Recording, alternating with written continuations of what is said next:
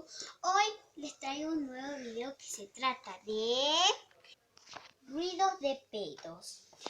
Bueno, lo primero que vamos a usar es el slime color lila. Bueno, ustedes los pueden usar cualquiera.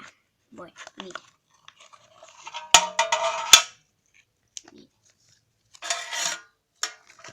Bueno, y la otra cosa que vamos a utilizar es un frasco de vidrio de cualquier cosa. Yo lo usé de café. Lo primero que tienen que hacer es agarrarle el slime y meterlo, miren.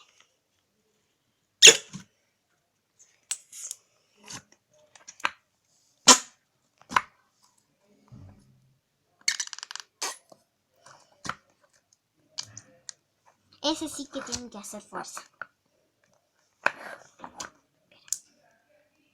Bueno, para la segunda idea vamos a usar lo mismo y vamos a usar un palito de brochet de cualquier cosa.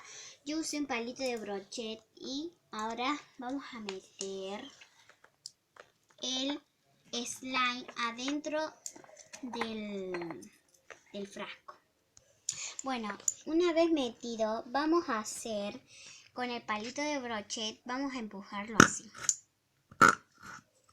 No tiene que hacer nada de fuerza, es increíble.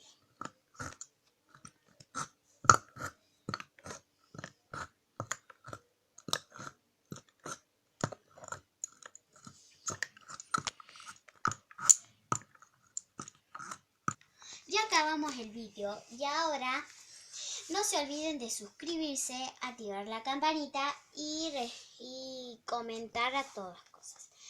Y darles likes. Y nos vemos. Bye.